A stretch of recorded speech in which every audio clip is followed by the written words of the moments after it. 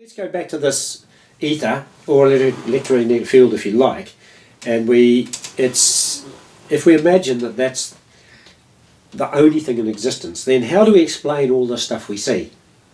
Okay, in modern physics, they try to say it's just a bunch of atoms held together by atomic forces and stuff. Mm-hmm. But in my view, it's not. We see regularity in galactic distances. There are certain intervals at which galaxies like to be apart. Yeah. There are supergalactic clusters that are very clearly at huge intervals apart. There are masses of extra galaxies at a very regular interval. And that very regular interval happens to be the distance at which the nodes of a wave would be if that wave was oscillating at a period that just happens to be one of the strongest geological cycles. Now, what does that mean? It means there are huge electromagnetic standing waves, or waves in the ether if you like, that are vibrating in place, that on the nodes of those are forming the galactic superclusters, and the oscillation of which cause some of the massive geological cycles. How else could they all be dancing to the same rhythm? Yeah. So And that same type of thing that we find there repeats at other scales. We can find matching periods that are happening in geology and other things, and spacings that are matching that. And there are regular spacings. We had Bode's law, which had several things wrong with it. When the new planets came, it didn't quite work. It was an extra one, but one would come where it was supposed to. It was an extra one in between. And I know, you had to modify that. And I want to explain what Bode's law is a little bit. Yes, it was a simple formula, mathematical formula, for how planets will have what their distance is from the sun when you go from the innermost to the outermost. Yes. And so it would work with the first planet and the next planet, and then all of a sudden it doesn't work, and then it seems to work. Yeah. Yeah, and they had to put the asteroids in there, which is fair enough. But yeah, but they actually fiddled it with Mercury, and it didn't work with the other planets. Yeah. But if you actually look at them, if you look at Saturn, Uranus, Neptune, Pluto, their distances are very close to 10, 20, 30, 40 astronomical units. An astronomical unit is the distance from the Earth to the Sun. So those ones are not a geometric progression as Bode was having, but they're a linear progression, 1, 2, 3, 4. And Jupiter is half of that one, so we've got a half in 1, 2, 3, 4. And the inner planets are more or less at spacing 1, 2, 3, 4 from the Sun. A bit more loose, and it's 4 is 4 and a bit, 4 and a bit. But they are moving, so yeah. But the spacings are not what do they tend to go towards? Yeah. And in my view, now there's some other things that connect with that. First of all, if you had a wave that they were on the nodes of, the outer planets would be associated with a 160-minute wave and an 80-minute wave, and the inner planets with a 6-minute wave and a 3-minute wave. Now, it so happens that the Sun has an oscillation of 160 minutes. And that 160-minute oscillation shows up in many other things. The Russian astronomer Kotov has shown that there are cycles in many things, from binary stars to asteroid rotations and other things, that this 160 minutes shows up. And in the cores of galaxies, they can detect this oscillation. It's detectable in the Sun in many ways. It's been debated, and some people say this doesn't exist in the Sun. I can show you graphs of the X-ray output of the Sun where at regular intervals, 160 minutes, it goes up to 10 or 100 times what it was and then back down again in spikes. That can be substantiated. Very, very clearly existing. But I want to circle back on something here, because you put two things together which are fascinating, and they do belong together. You were looking at the frequencies inside the Sun of 160 minutes, and you were finding correlations to the distances from the Sun with various planets. Yes. And so what you're finding is that what is moving in frequency is also playing out in a formula for spacing. Yes, that's right. Because we've got the speed of light oscillation. So if there's an oscillation that makes a standing wave centered on the Sun, and the standing wave has got nodes every 160 light minutes. Ah, yes. It's oscillating at 160 minutes, and the spacing is 160 light minutes. Yes. The same thing exists for the stars. The nearby stars, a lot of them are spaced on a grid, more or less on a grid, of about 4.43 light years. Edward Dewey found a very common cycle of 4.44 years. So when people talk about astrology and say we're influenced by the stars, we are. Yeah. Different way to what they thought. Our bodies are made of star stuff. Yeah, maybe. And so, Yeah, yeah. and so that's so these waves are present. We can see them. So the test for whether this is right about these outer planets and inner planets being at these middens is the sun has the 160 minute oscillation, which is connected and it's present throughout the universe. That gives the spacing of the outer planets. The inner planets, I said, are about the nodes of 3 and 6 minute waves. 3 and 6 minute waves turn up on a lot of things. The sun has one group of oscillations that they used to call the 5 minute oscillations. They now call them something different. They actually range from about 3 to 11 minutes, but the strongest ones are between 5 and 6 minutes. And there's a whole bunch of different modes of energy bouncing around internally in the sun. And we can see it on the surface of the motions of cells of the sun, like a checkerboard going up and down. And so the inner planets are on the nodes of a wave that are connected with those. And why Mars is a bit funny and why the pattern stops after that is, in my view, that there are these different modes and they're near enough to correct for the first few planets, but the ones that were 5 and 6 minutes are now getting out of sync with each other by the time you get to Mars, and it didn't quite know where to be or how to be big enough, because the planets were getting bigger up till then, and then we had some more big ones out there, but Mars got smaller. And the reason is it had trouble hanging on to its place, and it's got a more eccentric orbit. And then and that's why you then get this gap with the asteroids and stuff, where the thing couldn't do it properly. But there are some other smaller waves in there as well that will explain the peaks in the asteroid distribution. So there are some simple elements of waves that, like the 160 minute one and the 4.43 element that is replete in the macrocosm, microcosm. You could have given many, many more examples of that, as you can with many others. But while there are nodes in these frequencies creating the spacing, question comes up, why wasn't this discovered before? And it seems to be that there's more than one frequency being emitted by the sun to which the planets will respond. You're going to respond to this frequency, then you go out and you have middle planets responding to another frequency, and maybe further out there. Well, so it's a confluence. These periods, Dewey was I think a cautious man in his analysis of cycles, but he came to the thing that there are forces, cosmic forces. The same thing in Russia, Chizevsky, and he has a wonderful quote which I'll give you at some point to put in, where he said that all the stuff we observe is a passive subject responding to the wave from the cosmos. So he understood it all, and they created this cosmic dance, and we are the passive subject the vibrations come into. When you start to look at cymatics vibrations, you can see things that look like insects that are just made by some powder and some vibration. Can you explain what are cymatics? Cymatics. So there was a fellow, Hans Jenny, who studied powders and liquids under vibration. He would vibrate the thing at that. Now, it came from a long time before him, a guy named Chladni, who got metal plates and vibrated them with dust on. And amazing patterns happen. You run music through them, or so you can start to see the node structures of the waves. Right. So the stuff we're talking about are nodes, very relevant. Chladni is worth studying, and Hans Jenny and cymatics, and there were some other ones after Hans Jenny as well. And his book is brilliant. I've got his book here somewhere. Beautiful photos of these formations of things that happen, and you can understand that vibration can form very complex things.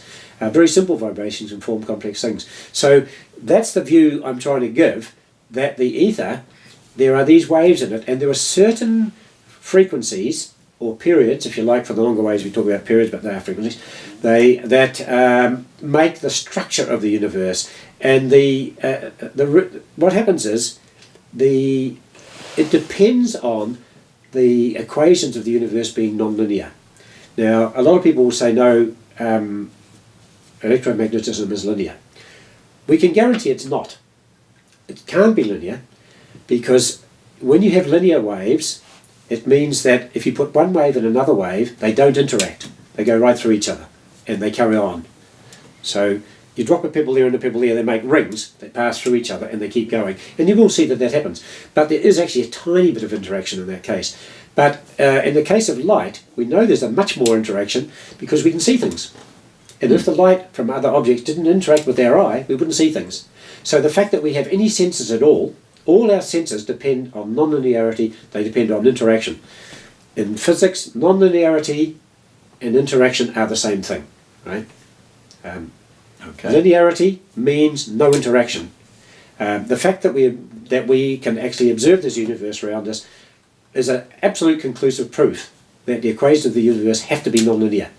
Now, they may argue that only happens in the presence of matter, but I'm saying matter is standing waves of light. They are an extreme case. The light that we normally see appears linear because it's so dim. The energy content of that light coming here is very, very non-dense compared to the energy density of our body, right? Much denser. So the non-linearities in our body are much greater, but they're still there for the others. They're just very subtle. And in fact, light can travel from distant galaxies for 1 billion years, and still look pretty much like when it started.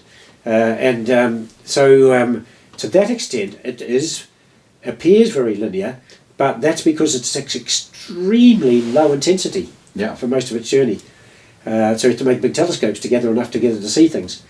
So those are important things where there will be some of the things I'm saying here will go with some standard physics views, but I'm trying where possible to give reasons why their view is wrong, and why if they try to adopt this view and say let's consider the possibility that that light, that electromagnetism is nonlinear, it's evident that you have to say that if particles aren't made of light, why is it that all the interactions happen at light speed? Right? They do. Yeah. It's accepted physics. Yes. And people are trying to make one set of equations that work for everything. The answer is you don't have to go to 9 or 26 dimensions to do that. What you have to do is make nonlinear equations. And the extra dimensions are only due to the fact that they aren't doing them properly nonlinearly. And so we notice these things in the things. If we had the guitar string, which has got the standing wave, if we twiddle the knob on the end and tighten it a bit, it goes, right? Yes, it does. And so that thing is happening. If we have a floating wave in space that's coming in and concentrating in one place, it gets bigger and bigger amplitude there. That bigger amplitude, if we pluck the guitar string very hard, you get a distortion. It makes, when you pluck it very hard, you increase the tension, and then for a moment you get a little bit higher frequency. And the places where the waves in the ether, or the electromagnetic waves, focus to a point, like in a particle, become very, very non-linear. And so this is the reason why I think in the universe it starts out with just these very large waves. And I'm going to give you a story that's the total opposite to what the Big Bang's going to give you, where particles form first and then they make bigger things and bigger things and bigger things until they form galaxies. I'm going to tell you it actually happens in totally the opposite order. And what happens is you've got very large standing waves, and the first thing that forms are galactic wave, supergalactic waves, but they come on down to form quite a strong wave at the scale of galaxies, which we can calculate what the scale of that should be. And those happen, and then those waves have got nodes at the centres of galaxies. So there's all this vibration of the ether. The places at the centre of galaxies where the nodes are, the energy concentration is greater. With nonlinearity, a wave will produce harmonics of itself. The greater the nonlinearity, the more rapidly it will produce harmonics of itself. So what that means is, as we form smaller and smaller waves, harmonics of those galactic waves, they preferentially, stars will form near the galaxies. Yes. And the bigger stars will form near the middle of the galaxy. And as time goes by and more time, those stars aren't what we know as stars today. They were just waves with a wavelength of the distance between stars. Yes. Big waves like that, just waving away in there. And then over a longer period of time, those waves get smaller. They get more and more energy at their nodes. Yeah. And they're making harmonics of themselves. They keep on going, and there then becomes another very strong harmonic, which is the spacing of planets. Yes. And that will form, and planet wave form there. they aren't made of atoms yet. Time goes by more, moons happen, other things happen on down. Scales at the scale of cells happens, and then the scale of atoms, and then finally the scale of protons and neutrons. Now, people may say that those existed a long time ago. We can see them in billions of light years away. Yes, I agree. What the time scale I'm talking about is way before that, way before that. And there was no Big Bang and no expansion. And we know that because the laws of physics say that if we do accept it as nonlinear, and it will explain a lot of things, if we accept it as nonlinear, when we get this oscillation happening, we know that this energy is going to smaller and smaller scales. So that means a proton or electron, which is the Johnny-come-latelys of the universe, they are vibrating away, but energy, just like they formed inside an atom formed inside a cell, and all up from all the other layers down, they are forming waves inside themselves, which are going to be quarks. They aren't free yet, or quarks, or whatever, how we're going to pronounce them. So energy is being retained by those particles at a very, very gradual rate. That rate is what's known as the Hubble rate. The Hubble rate. The Hubble. It's the rate at which red shifts increase over time. Now, appear to. And so this explanation I've given says that this must happen. Particles must gradually retain energy, making smaller scales inside themselves. That process means that the mass of those particles will increase over time. The rate they increase is about 1 part in 10 billion per year. Right? Very small. Very hard to measure. Even if you had a device that could do it, because all the devices you're going to measure it with have got exactly the same thing happening to them, so you can't detect it. Right? But it does have a consequence. The consequence is when we look at stars that are a billion light years away, we see them as all of the matter was a billion years ago when the vibration was slower. So they were 10% slower. That means when we compare them to the light of all the wavelengths of light in the laboratory that we have now, we see them what we call redshifted. It means their wavelengths are all a little longer. So we don't actually have a redshift with distance. We actually have a blue shift with time. Particles... Well, let me stop you right there, Ray. Yeah. We don't have a red shift caused by distance. We have a blue shift. Caused by time. Over time. Over time. And the universe size is not changing. Because it's not a Doppler effect necessarily. It's not a Doppler effect. There's no Doppler effect. And this is a fundamental consequence of the laws of physics. The laws of physics are the wave equations. They have to be nonlinear. If they are nonlinear, they have to produce harmonics of waves, of standing waves. Those harmonics have to be smaller than the original wave, and so energy gets concentrated in smaller areas. Ray, you just described it has to happen.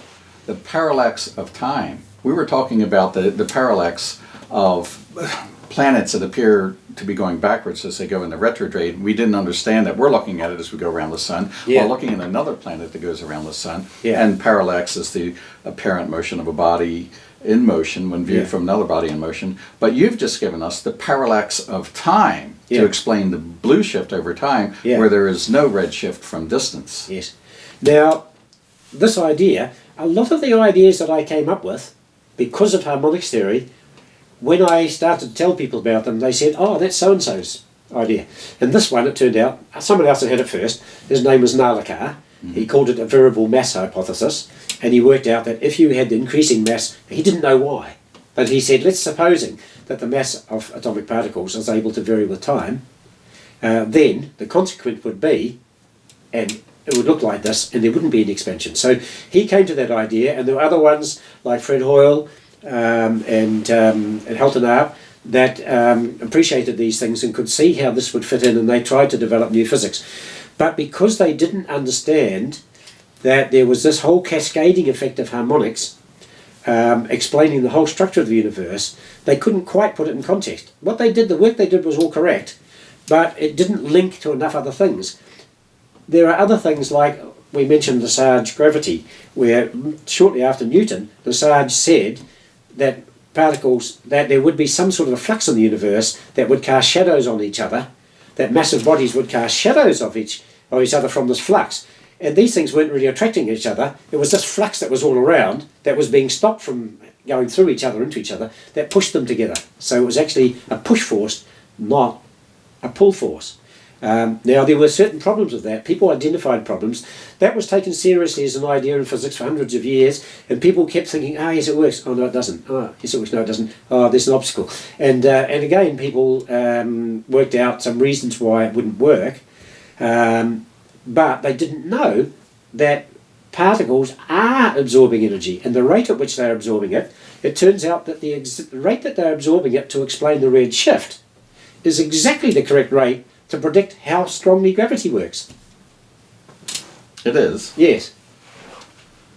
The rate at which particles absorb. The rate at which we have to have energy being absorbed by particles to explain the apparent red shift with distance, which is actually the blue shift with time. Yes. That rate, when you apply that to the situation of massive bodies next to each other, exactly predicts how strong gravity has to be. Indeed. Indeed. So and again, just to give you an idea of how amazing that is, the force of action between, say, two protons or neutrons and things like that and atomic particles, and gravity is 10 to the 40 times weaker than those forces. We think gravity is quite strong. You jump off a cliff, you're going to make a big mess, right? But those other forces are 10 to the 40 times stronger. And from that, we can actually predict the strength of gravity based on this very slow rate.